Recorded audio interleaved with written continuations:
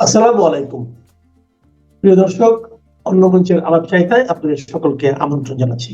বাংলাদেশের একমাত্র বিনোদন পার্টি বাংলাদেশ জাতীয়তাবাদী দল বিএনপির কিছু কিছু কর্মযজ্ঞ দেখলে হাসি পায়, আবার একটু পর ভাবি কত নির্বোধ, কত বোকা। মার্কিন প্রেসিডেন্ট ডোনাল্ড ট্রাম্পের অভিনন্দন বার্তা পেয়ে বিএনপির লোকেরা পারলে উৎসব করে, আয়োজন করে উৎসব করে, কিন্তু এটা যে আদৌ শুভেচ্ছা বার্তা নাকি সতর্ক বার্তা আমি এখন পর্যন্ত উদ্ধার করতে পারি নাই। প্রেসিডেন্ট ট্রাম্প বাংলাদেশের নতুন প্রধানমন্ত্রী তারেক রহমানকে অভিনন্দন জানিয়েছেন। যে চিঠি তিনি দিয়েছেন তার মূল বিষয়গুলা হুবহু আমি বাংলায় অনুবাদ করব। তার আগে একটা কথা বলে নিই, মিস্টার ট্রাম্প ডক্টর ইউনূসের যে দখল নাটক, অর্থাৎ 2024 সালের 5 আগস্ট একটা মেটিকুলাস অভ্যুত্থানের মধ্য দিয়ে তিনি যে ক্ষমতা দখল করেছেন, সেখানে ডিপ স্টেট জড়িত ছিল, কারা কারা টাকা দিয়েছে, আইএসআই, সিআইএ, সকল কিছু, প্রত্যেকটা প্লট, প্রত্যেকটা নাটক, স্ক্রিপ্টের প্রত্যেকটা ডায়লগ ডোনাল্ড ট্রাম্প জানেন। Joe Biden, Obama, Clinton foundation, এই যে তাদের একটা পশ্চিমাদের একটা বাণিজ্যিক জাহাজ, এই জাহাজে চড়ে যাদের মদদে ইউনূস বাংলাদেশে অপকর্ম ঘটিয়েছে তাদের সাজা একদিন না একদিন মার্কিন যুক্তরাষ্ট্রেই হবে। ট্রাম্প চাইলে অনেক কিছুই করতে পারতেন, কিন্তু দেশের স্বার্থে তিনি অনেক কিছু চেপে গিয়েছিলেন। তারপরেও কিন্তু তিনি সত্য প্রকাশে একবারের জন্য পিছপা হন নাই। আপনারা ব্যক্তিগতভাবে অনেকে ট্রাম্পকে পাগল বলতে পারেন, অনেকে উচ্ছৃঙ্খল বলতে পারেন, যাই বলেন না কেন, কিন্তু আলটিমেটলি ডোনাল্ড ট্রাম্প যা যা করেছে মার্কিন যুক্তরাষ্ট্রের স্বার্থ রক্ষার জন্যই করেছে। ঠান্ডা মাথায় ভাবেন, বুঝে যাবেন। তারেক রহমানকে অভিনন্দনের মধ্য দিয়ে বাণিজ্য এবং প্রতিরক্ষা চুক্তির বাস্তবায়নের তাগিদ দিয়েছেন ডোনাল্ড ট্রাম্প। এটাই তার দেশপ্রেম। যে যাই বলুক, এবার আমাদের স্বার্থ দেখার পালা। তবে তার আগে ও পরে যেসব প্রশ্নের জবাব ট্রাম্প, তারেক রহমান, বিএনপি, জামাত, ইউনূস এবং বাংলাদেশের জনগণ বিব্রত হবেন, সেসবের কি হবে? আসুন প্রথমে অভিনন্দন বার্তায় অনুবাদটি বাংলায় পড়ি। যেসব জায়গায় আপনার প্রশ্ন আসবে সেই বিষয়গুলা একটু গুরুত্ব দিয়ে লক্ষ্য করবেন। অভিনন্দন বার্তার মূল অংশে যে অনুবাদ, আমেরিকার জনগণের পক্ষ থেকে আমি আপনার ঐতিহাসিক নির্বাচনে জয়লাভের জন্য অভিনন্দন জানাই এবং গণপ্রজাতন্ত্রী বাংলাদেশের প্রধানমন্ত্রী হিসেবে আপনার সফল মেয়াদ কামনা করি। আমাদের দেশগুলোর মধ্যে অংশীদারিত্ব, পারস্পরিক শ্রদ্ধা এবং একটি মুক্ত ও উন্মুক্ত ইন্দো প্যাসিফিক অঞ্চল গড়ে তোলার অভিন্ন স্বার্থের উপর ভিত্তি করে প্রতিষ্ঠিত, যেখানে শক্তিশালী ও সার্বভৌম জাতিগুলো সমৃদ্ধি লাভ করতে পারে। আপনার মেয়াদ শুরু হওয়ার সাথে সাথে আমি আশা করি আপনি আমাদের পারস্পরিক বাণিজ্য চুক্তি বাস্তবায়নের মাধ্যমে আমাদের বাণিজ্য সম্পর্কের বিপুল গতি বজায় রাখতে আমাকে সহায়তা করবেন, যা আমাদের উভয় দেশের কৃষক ও শ্রমিকদের জন্য কল্যাণ বয়ে আনবে। আমি আরো আশা করি যে আপনি নিয়মিত প্রতিরক্ষা চুক্তিগুলো চূড়ান্ত করবার জন্য জোরালো পদক্ষেপ নেবেন, যা অবশেষে আপনার সামরিক বাহিনীকে উচ্চ প্রযুক্তি সম্পন্ন আমেরিকান নির্মিত সামগ্রী যা বিশ্বের সেরা সংগ্রহের সুযোগ সৃষ্টি করে দেবে। অভিনন্দন বার্তায় মূল তাগিদগুলো ছিল ইতিহাসের সেরা নির্বাচন, সফল মেয়াদ কামনা করি, আপনার মেয়াদ শুরু হবার সাথে সাথে পারস্পরিক চুক্তি বাস্তবায়ন, প্রতিরক্ষা চুক্তিগুলো চূড়ান্ত করবার জন্য জোরালো পদক্ষেপ, আমেরিকান নির্মিত উচ্চ প্রযুক্তি সম্পন্ন সামরিক সরঞ্জাম সংগ্রহের সুযোগ। এখন প্রশ্ন হলো, তারেক রহমান কি আসমান থেকে পড়ে বলবেন যে এই চুক্তিগুলো ইউনূস করেছে, আমি করিনি? এই দায়ভার কি শুধু ইউনূসের দখলকৃত মেয়াদের? সেই আবদার যে টিকবে না, এটা তারেক রহমান খুব ভালো করে জানেন এবং শর্তের বেড়াজালে ও অঙ্গীকার করে বাংলাদেশে পা রেখেছেন তিনি এবং ক্ষমতায় বসেছেন তিনি সেটা জানেন। কেন, কোন কারণে এবং কোন অভিযোগে অভিযুক্ত হয়ে এই নির্বাচন ঐতিহাসিক হয়েছে তা শুধুমাত্র বাংলাদেশের মানুষ না, ট্রাম্প সহ বিশ্বের সবার কাছে একদম দিবালোকের মতো স্পষ্ট হয়ে গেছে। এছাড়াও বিএনপির দীর্ঘদিনের রাজনৈতিক মিত্র জামাত ইসলামী এই নির্বাচনকে বাংলাদেশের রাজনীতিতে জঘন্য এবং স্মরণকালের ভোট ডাকাতি হিসেবে অভিহিত করে বিএনপিকে অভিযুক্ত অলরেডি করে ফেলেছে। সমস্যা হইল, এটি করতে গিয়ে জামাতের নিজস্ব ভোট ডাকাতির যে প্রমাণ, সেটাও জামাত লুকাইতে পারে নাই। ইতিমধ্যে জামাত ও বিএনপি জোটের 4250টি ভোট ডাকাতির ভিডিও ক্লিপ বিশ্বের সকল মিডিয়া, যুক্তরাষ্ট্র, যুক্তরাজ্য, ইউরোপীয় ইউনিয়ন এবং বাংলাদেশের সকল দূতাবাসগুলোতে পাঠিয়ে দেওয়া হয়েছে। 21% ভোটকে 59% বলে চালিয়ে দেওয়ার কারণে অনেক বিশ্ব নেতা বলেছেন শেখ হাসিনা সরকারের মেয়াদের আগের সবকিছুই অবৈধ ছিল। এই ভিডিও ক্লিপগুলো একদম ল্যাব টেস্ট করে বিশ্বের বিভিন্ন প্রান্তে পাঠিয়ে দেওয়া হয়েছে, পাশাপাশি সংরক্ষণ করে রাখা হয়েছে। তারেক রহমানের কাছে প্রশ্ন, তিনি কি নিজ উদ্যোগে বাংলাদেশের জনগণকে বাণিজ্যিক ও প্রতিরক্ষা চুক্তির প্রত্যেকটা হরফ, অক্ষর, শব্দমালা জানাইবেন? আওয়ামী লীগের বিষয়ে তার সুস্পষ্ট অবস্থানটা আসলে কি? আওয়ামী লীগের কারো করুণার প্রয়োজন নাই, এটা আমরা সবাই জানি। আওয়ামী লীগের যে অপেক্ষার প্রয়োজন ছিল তা কি তবে শেষ? বিএনপি কি আওয়ামী লীগকে রাজনৈতিক প্রতিপক্ষ হিসাবে মোকাবেলা করবে নাকি রাজনৈতিক শত্রু হিসাবে? তারেক রহমানকে এখনকার রাজনীতিতে আগের থেকে অনেক বেশি কূটকৌশলী মনে হচ্ছে, বিশেষ করে আলী রিয়াজ, আসিফ নজরুল, ইউনুস এবং জামাতের গালে তিনি শুধুমাত্র থাপ্পড় মারেননি, বরং কৌশলে তাদের রাজনৈতিকভাবে ধরাশায়ী করেছেন। এই ক্ষেত্রে নবনিযুক্ত মাননীয় স্বরাষ্ট্রমন্ত্রী সালাউদ্দিন সাহেব একজন দক্ষ স্ট্রাইকার তাকে মনে হয়েছে, কারণ তিনি একজন এজেন্সির প্রশিক্ষণপ্রাপ্ত এজেন্ট। কোন সেই এজেন্সি আপনারা নিশ্চয়ই বুঝে গেছেন। তবে যত কিছুই হোক না কেন, সামনে বিশাল কিছু সমস্যা আসবে এবং এটা আপনারা খুব শীঘ্রই দেখতে পাবেন। বিশেষ করে ৭২-এর সংবিধান, জুলাইয়ের তথাকথিত মূলমন্ত্র, গণভোট এবং রাজাকারের স্বপ্নকে আস্কারা দিয়ে দেশের মানুষের সামনে তাদের নগ্ন করে দিয়ে ভোটের দিন পল্টি মারা বিএনপিকে ইতিহাসের একদম সেরা পল্টিবাজের খেতাবে ভূষিত করে ফেলেছে। এটি তাদের রাজনৈতিক স্বার্থ সিদ্ধি করলেও জনগণ কিন্তু প্রতারিত হয়েছে। গণভোটের যদিও কোনো সাংবিধানিক ভিত্তি নাই, কিন্তু তারপরেও গণভোটে অংশ নেওয়া, গণভোটে হা দেওয়ার জন্য জনগণকে প্রভাবিত করা, আহ্বান জানানো, সবকিছু তারেক রহমান এবং বিএনপি করেছে। এবং এখন যদি গণভোটকে অস্বীকার করা হয়, সেটা কিন্তু নিঃসন্দেহে প্রতারণা, হোক সেটা অবৈধ। প্রতিহিংসাবশত বিএনপি আওয়ামী লীগের সাথে কি আচরণ করতে পারে তার হিসাব পরিষ্কার। তবে Jamaat, NCP, AB party, Ali Riaz, Asif Nazrul এবং স্বরাষ্ট্র উপদেষ্টা ও কিছু দলদাস পুলিশের আচরণ যেভাবে ইতিহাসে খুদাই করা হয়েছে, তার পরিণতি তারা এড়াইতে পারবেন না। আমার বিশ্বাস বাংলাদেশে আরেকটি গণভোট আসছে। গত 18 মাসে আওয়ামী লীগ যা যা শিখেছে, স্বাভাবিক পরিস্থিতিতে 18 বছরেও তা শিখতে পারত না। এই শিক্ষাকে আওয়ামী লীগ কোন যোগ্যতায় কাজে লাগাবে সেটা এখন দেখার বিষয়। তারেক রহমান গত 18 মাসে বেআইনি কর্মকাণ্ডের হিসাব নেবেন নাকি সবকিছু উপেক্ষা করবেন, নাকি তিনি সেই ইন্ডেমনিটি অধ্যাদেশকে অব্যাহত রাখবেন? জামাতের আসল রূপ বিএনপি এখন হারে হারে টের পাচ্ছে। তবে প্রশাসন ও প্রতিরক্ষা বাহিনী থেকে জামাতি চক্র উপড়ে ফেলার সাহস বিএনপির আছে কিনা তা নিয়ে আমার যথেষ্ট সন্দেহ আছে। সম্ভবত তারেক রহমান এবার সালাউদ্দিনকে দিয়ে পুরো পরিস্থিতি উল্টে দেওয়ার চেষ্টা করবেন। তবে কতখানি সফল হবেন তা গতকালের মব উৎসব আমাদেরকে বুঝিয়ে দিয়েছে। ব্যারিস্টার রুমিন ফারহানা বিএনপি থেকে বহিষ্কৃত, তার উপর বিএনপি নেতাকর্মীরা মব করেছে শুধুমাত্র শহীদ মিনারে শহীদদের বেদিতে আন্তর্জাতিক মাতৃভাষা দিবস উপলক্ষে শ্রদ্ধা জানানোর অপরাধের কারণে। তার মানে বাংলাদেশে প্রগতিশীল রাজনীতি করতে হলে, মুক্তিযুদ্ধের পক্ষে কথা বলতে হলে বিএনপি রাজনীতি করতে হবে। বিএনপির বাইরে গিয়ে কেউ শ্রদ্ধা পর্যন্ত জানাতে পারবে না। স্বরাষ্ট্র উপদেষ্টা বললেন বাংলাদেশে মবের কালচার শেষ, অথচ কয়েক ঘন্টার ব্যবধানে বাংলাদেশের অসংখ্য স্থানে মব হলো। ধানমন্ডি 32 থেকে আওয়ামী লীগের নেতাকর্মীদেরকে তুলে নিয়ে যাওয়া হলো। সারা বাংলাদেশের একাধিক শহীদ মিনার থেকে আওয়ামী লীগের লোকজন শ্রদ্ধা জানাতে গিয়ে গ্রেফতার হলো। এগুলা চলছে, যেমনটা ইউনুসের শাসনামলে চলেছিল, এখনো সেগুলা চলছে। সুতরাং বুঝাই যায় তারেক রহমান কতখানি সফল হতে পারেন। আমার আরেকটা প্রশ্ন, তারেক রহমান কি ডক্টর ইউনুসের এই 18 মাসের অপশাসনের দায়ভার নেবেন?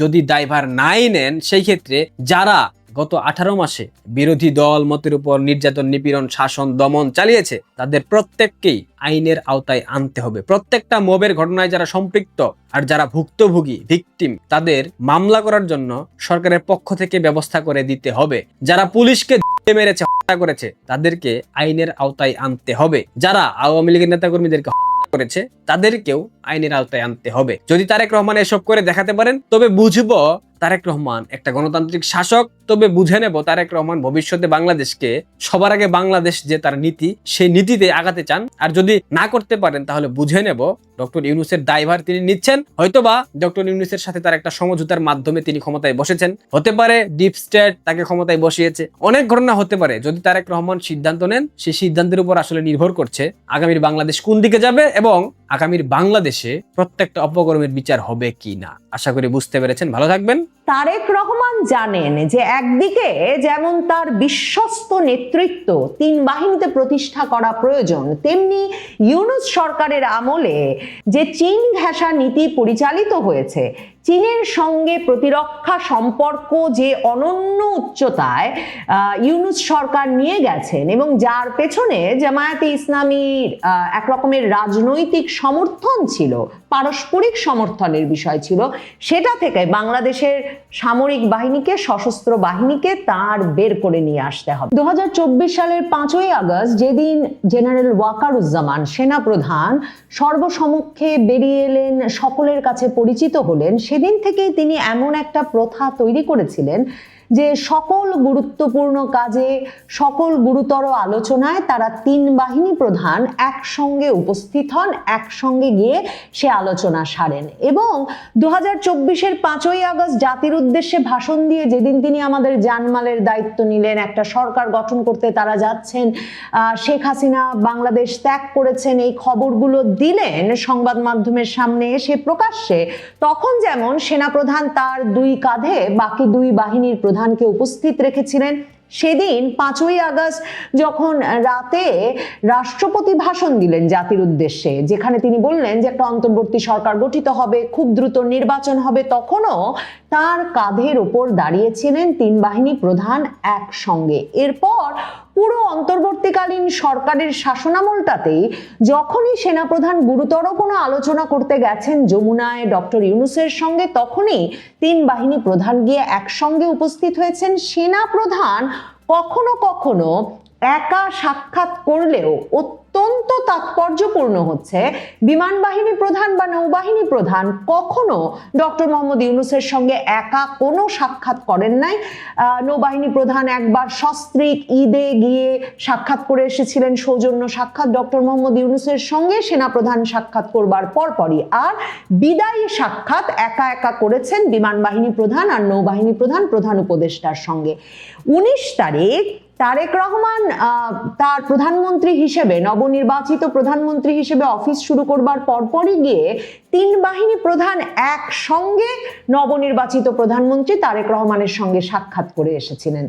19 তারিখ কুশল বিনিময়ের পর 21শে ফেব্রুয়ারি তারেক রহমান যখন প্রধানমন্ত্রীর কার্যালয়ে গিয়ে অফিস শুরু করলেন, সেদিনেই যে তিনি বিমান বাহিনী প্রধান এবং নৌবাহিনী প্রধানকে আলাদা আলাদা করে তলব করে আনলেন এবং তাদের সঙ্গে আলাদা আলাদা বৈঠক করলেন, তার যে একটা গুরুতর তাৎপর্য আছে সেই ইঙ্গিত বুঝতে সম্ভবত যারা লক্ষ্য রাখেন, যারা মানে এসব বিষয়ের ইঙ্গিত বুঝতে চান, আকেলমন্দ মানুষ, তাদের অসুবিধা হওয়ার কোনো কারণ থাকে না। তারেক রহমান সেনাপ্রধান ওয়াকারুজ্জামানের সঙ্গে কোনো একান্ত বৈঠক আয়োজন করেন নাই, তিনি বিমান বাহিনী প্রধান এবং নৌবাহিনী প্রধানের সঙ্গে আলাদা আলাদা বৈঠক করেছেন।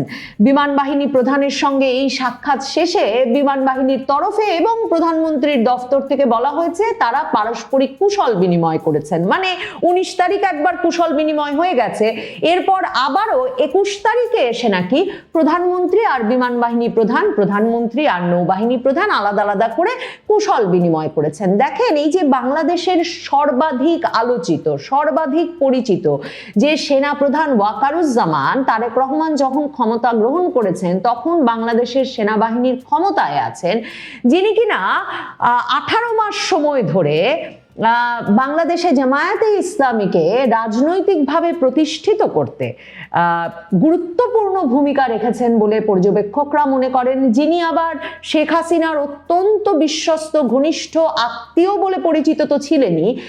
এই পুরো জটিলতাটা, যে জটিলতায় বিএনপি মনে করে না যে সেনাপ্রধান ওয়াকারুজ্জামান কখনো তাদের পাশে ছিলেও কিংবা বিএনপিকে একটা রাজনৈতিক পরিসর দিতে কিংবা অন্তর্বর্তীকালীন সরকারের আমলে দ্রুত একটা নির্বাচনের মাধ্যমে একটা স্থিতিশীলতার দিকে যেতে আগ্রহী ছিলেন, এই বিশ্বাসটা যখন বিএনপি এই সেনাপ্রধান ওয়াকারুজ্জামানের ওপর করে না, তখন এই আলোচনা তারেক রহমান ক্ষমতায় আসার পর থেকেই ছিল, আমিও আপনাদের সঙ্গে করেছি, যে সেনাপ্রধান ওয়াকারুজ্জামানের ভেতরে এবং তার বাহিনীতে বড় ধরনের অনিশ্চয়তা আছে। কারণ সম্ভবত সেনাপ্রধান ওয়াকারুজ্জামানকে তারেক রহমানের পক্ষে সুদীর্ঘকাল বা একটা লম্বা সময় রাখা মুশকিল হয়ে পড়বে, কারণ কোনো বিশ্বস্ততার সম্পর্কই আসলে গড়ে ওঠা সম্ভব হবে না এই সেনাপ্রধানের সঙ্গে, কিংবা হয়তো এই তিন বাহিনী প্রধানের সঙ্গে, যারা তিনজনই একই ব্যাচের। সেনাপ্রধান ওয়াকারুজ্জামান এবং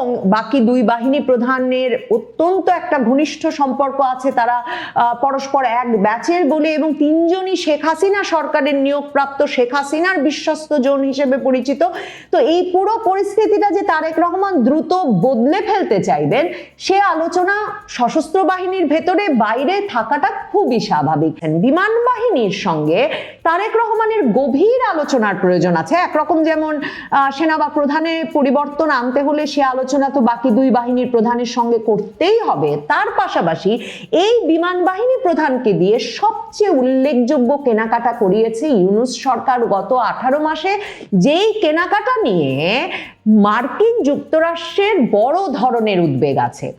প্রেসিডেন্ট ট্রাম্প তারেক রহমানকে যে চিঠি লিখেছেন, তিনি ক্ষমতা গ্রহণের পরপরই অভিনন্দন জানিয়ে, সেখানে তিনি কোনো রাগঢাক করেন নাই। তিনি বলেছেন যে তারেক রহমান এবং বাংলাদেশকে, তারেক রহমান যে বাংলাদেশের নেতা, তারা ইন্দো প্যাসিফিক নিরাপত্তা অঞ্চলের গুরুত্বপূর্ণ অংশীদার বলে মনে করে, তার তিনি ভালো করে সেই দায়িত্ব তিনি পালন করবেন সে প্রত্যাশা করেন, এবং তিনি আশা করেন তারেক রহমান মার্কিন যুক্তরাষ্ট্রের সঙ্গে একটা প্রতিরক্ষা চুক্তি স্বাক্ষরের মাধ্যমে মার্কিন যুক্তরাষ্ট্র থেকে সামরিক ক্রয়, কেনাকাটা, প্রতিরক্ষা সরঞ্জামাদি কেনাকাটার বিষয়ে প্রতিশ্রুতিবদ্ধ হবেন, কারণ মার্কিন যুক্তরাষ্ট্রের পণ্যই সেরা পণ্য।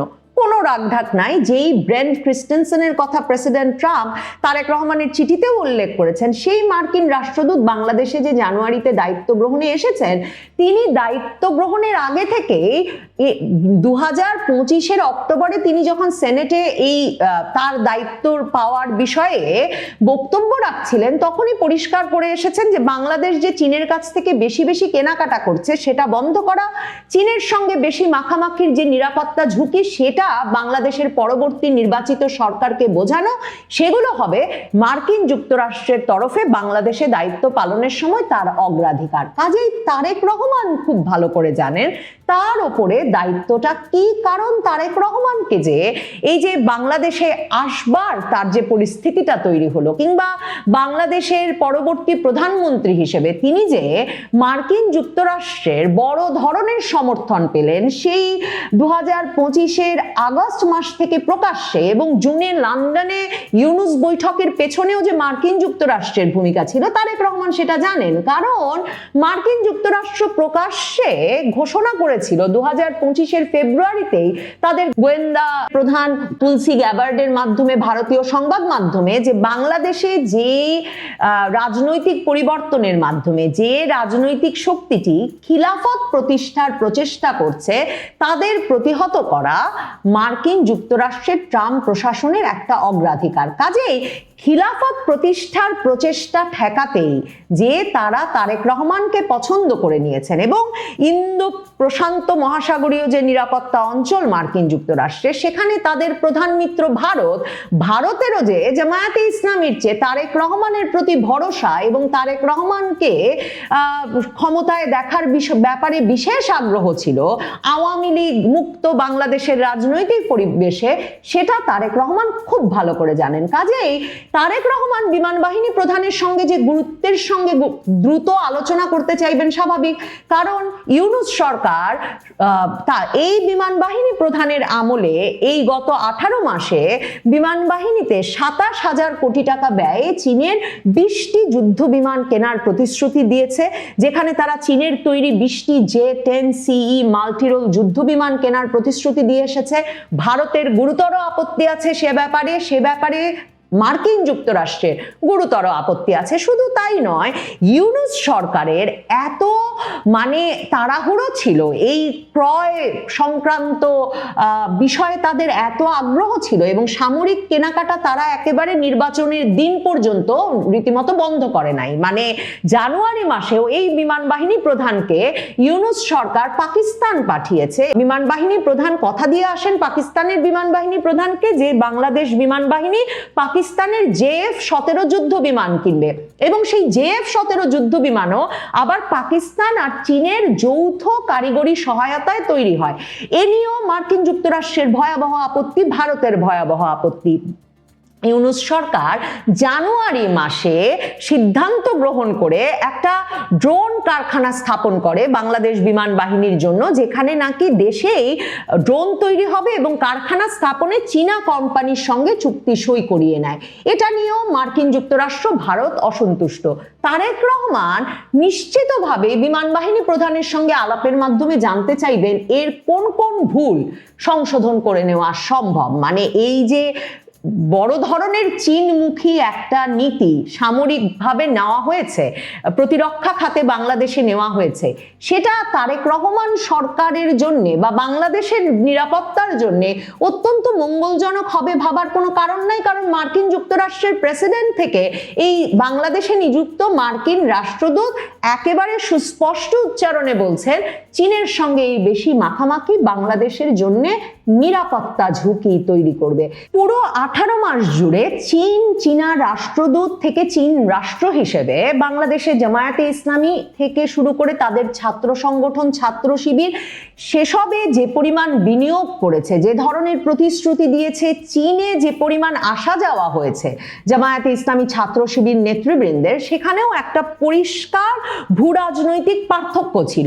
চীন তুরস্ক যখন 18 মাস ধরে বাংলাদেশে জামায়াতে ইসলামীর রাজনীতি বিকশিত হওয়া, বাংলাদেশে জামায়াতে ইসলামীকে নির্বাচিত করে আনা, তাদেরকে একটা শক্তিশালী রাজনৈতিক অবস্থান দিতে কাজ করেছে, তখন মার্কিন যুক্তরাষ্ট্র এবং মার্কিন যুক্তরাষ্ট্রের পেছনে ভারত বরাবর এই অঞ্চলের নিরাপত্তার খাতিরে বিএনপির তরফে সমর্থন দিয়ে এসেছে এবং সেই প্রতিশ্রুতিগুলো রক্ষা করবার প্রয়োজন হবে তারেক রহমানের। তারেক রহমান নৌবাহিনী প্রধানের সঙ্গে কি বিষয়ে আলাপ করেছেন সে বিষয়ে নৌবাহিনীর ভেরিফাইড ফেসবুক পেজ থেকে জানানো হয়েছে, সাক্ষাৎকালে দেশের জলসীমার সার্বিক নিরাপত্তা, সুনীল অর্থনীতি, ব্লু ইকোনমি, সমুদ্র সম্পদ রক্ষা এবং নৌবাহিনীর সক্ষমতা ও আধুনিকায়নের বিষয়ে গুরুত্বপূর্ণ আলোচনা হয়। মার্কিন যুক্তরাষ্ট্র বাংলাদেশের সমুদ্র সীমাকে, বঙ্গোপসাগরকে চীন মুক্ত রাখতে বাংলাদেশের সঙ্গে সম্পর্ক উন্নয়নে এবং বাংলাদেশকে যে কোনো রকমের প্রতিরক্ষা সহায়তা দিতে রাজি, প্রস্তুত, সে ইঙ্গিত ব্রেন ক্রিস্টেনসেন যখন সেনেটে বক্তব্য রেখে এসেছেন তখনও পরিষ্কার করে বলেছেন এবং বলেছেন যে বাংলাদেশের ভূকৌশলগত যে গুরুত্বপূর্ণ অবস্থান, মার্কিন যুক্তরাষ্ট্র এখনো তার সর্বোচ্চ সম্পর্কটি বাংলাদেশের সঙ্গে স্থাপন করে উঠতে পারেনি। কাজেই তারেক রহমান জানেন যে একদিকে যেমন তার বিশ্বস্ত নেতৃত্ব 3 বাহিনীতে প্রতিষ্ঠা করা প্রয়োজন, তেমনি ইউনূস সরকারের আমলে যে চীন ঘেঁষা নীতি পরিচালিত হয়েছে, চীনের সঙ্গে প্রতিরক্ষা সম্পর্ক যে অনন্য উচ্চতায় ইউনূস সরকার নিয়ে গেছেন এবং যার পেছনে জামায়াতে ইসলামীর এক রকমের রাজনৈতিক সমর্থন ছিল, পারস্পরিক সমর্থনের বিষয় ছিল, সেটা থেকে বাংলাদেশের সামরিক বাহিনীকে, সশস্ত্র বাহিনীকে তার বের করে নিয়ে আসতে হবে। কাজেই 3 বাহিনীতে নিশ্চিতভাবে তারেক রহমানের নেতৃত্বে বড় ধরনের পরিবর্তন আসছে ইউনূস শাসনামলের পর। কি ধরনের পরিবর্তন দিয়ে সে পরিবর্তনের সূচনা করেন তারেক রহমান, সেটা দেখবার জন্য অপেক্ষা করতে হবে। তবে সেনা প্রধানকে বাদ দিয়ে নৌবাহিনী প্রধান আর বিমান বাহিনী প্রধানের সঙ্গে তার যে প্রথম একান্ত বৈঠকের আয়োজন, সেটা একটা গুরুত্বপূর্ণ বার্তা সেনাপ্রধান ওয়াকারুজ্জামানের কাছে নিশ্চিতভাবেই পৌঁছে দিয়েছে।